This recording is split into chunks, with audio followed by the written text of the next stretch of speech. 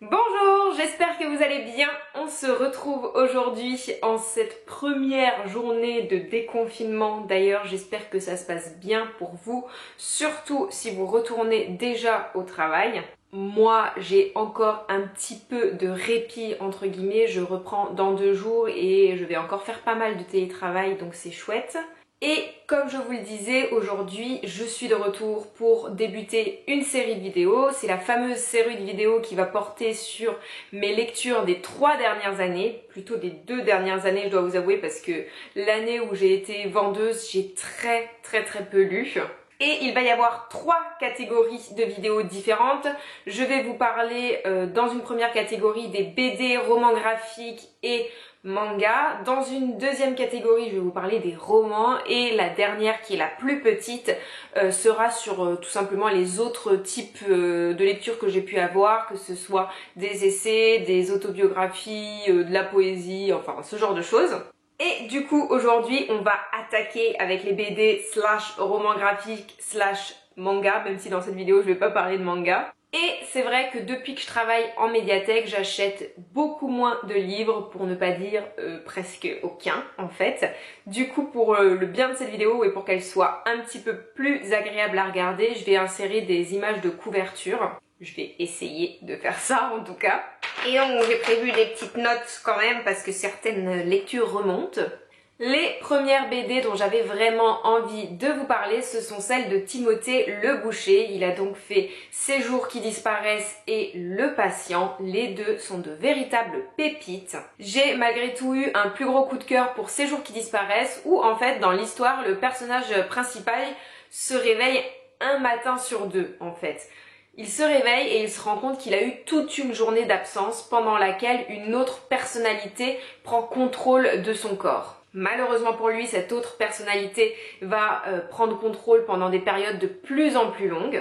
Et on tourne les pages avec cette envie d'en savoir plus sur ce phénomène un peu étrange. Je me souviens que l'intrigue m'avait vraiment beaucoup plu et que j'avais trouvé ça absolument fantastique, surtout au niveau des thèmes abordés. Donc il y a cette histoire un peu d'identité, de rapport à soi et de rapport à l'autre.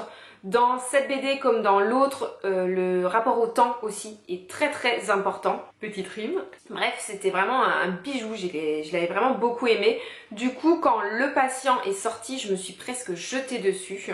J'avais très hâte de me replonger dans les dessins de Timothée Le Boucher que je trouve vraiment géniaux. Je trouve que ça s'accorde vraiment super bien avec son univers en fait. Et Le Patient, là on est plutôt sur un thriller psychologique, ça s'éloigne pas mal de sa BD Ces jours qui disparaissent.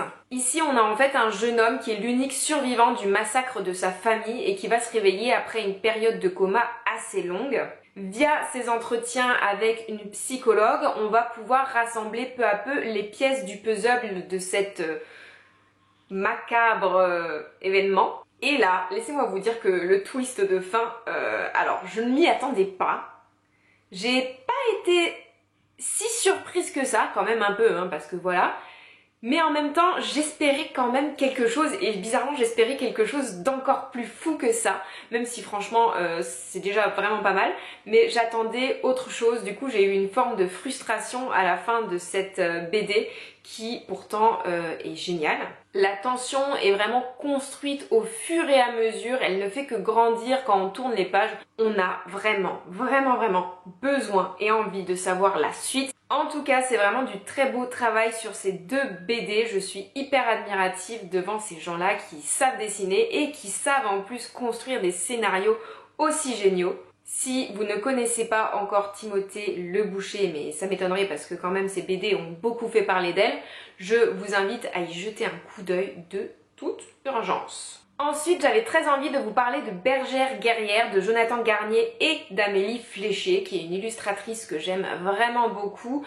J'ai aussi en ma possession L'Homme Montagne. Les dessins sont juste... Enfin, c'est magnifique, c'est un style qui me parle, qui me plaît beaucoup.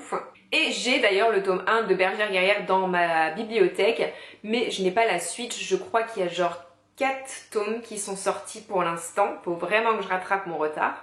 Dans Bergère guerrière, tous les hommes du village sont partis à la guerre il y a plus de 10 ans et pour le moment ne sont pas revenus. Du coup, le village a dû s'organiser un petit peu différemment Et désormais, les bergères guerrières sont celles qui s'occupent à la fois de protéger le village et de prendre soin de protéger les troupeaux.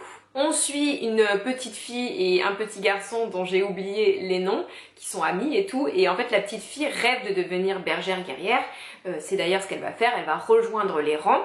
Le petit garçon rêve lui aussi de devenir bergère guerrière, mais malheureusement pour lui, c'est un rôle qui est réservé exclusivement aux femmes. On est donc un petit peu dans une société où les rôles ont été en quelque sorte inversés. C'est une histoire vraiment très chouette, il y a beaucoup d'humour, les personnages sont très touchants, très attachants, les dessins comme je le disais sont somptueux, enfin moi j'adore ce style là, ces couleurs un petit peu douces, un peu pastel mais pas vraiment, et c'est très, encore une fois très délicat je trouve. C'est une BD que j'ai fortement recommandée à mon collègue qui s'occupe du rayon BD. Je voulais absolument qu'il les achète pour la médiathèque. Je crois d'ailleurs que c'est chose faite, que c'était censé être dans la commande qui arrivait juste avant le confinement. En tout cas, Bergère guerrière, c'est une très bonne BD jeunesse que je recommande vraiment. Ensuite, on change un petit peu de registre, on va aller plus vers les romans graphiques avec Écume d'Ingrid Chabert et de Carole Morel. Dans Écume, on a un récit autobiographique de la part de l'autrice qui en fait attendait, espérait vraiment avoir enfin un enfant. Malheureusement, lorsqu'elle tombe enceinte, elle va perdre cet enfant, elle va faire une fausse couche et on va donc assister dans ce roman à son cheminement à travers la douleur et le deuil. Alors je sais, on est sur un thème assez lourd, assez difficile, assez triste, mais je vous assure que c'est une pépite, c'est vraiment super beau, super poétique. Et en fait, cette histoire de chemin à travers la douleur, à travers le deuil et cette épreuve vraiment difficile de la vie, il se transpose à l'aide des couleurs. On commence vraiment sur une BD très colorée qui porte avec elle la joie d'enfin avoir un enfant, de porter un enfant. Puis ces couleurs vont laisser place à des planches uniquement en noir et blanc et enfin la couleur va réapparaître par petites touches et c'est juste vraiment très très beau. La métaphore aussi autour de ce qui se passe dans la tête de cette jeune femme. Elle est sur un bateau, elle est perdue au milieu de l'océan comme ça. C'est très touchant, très beau.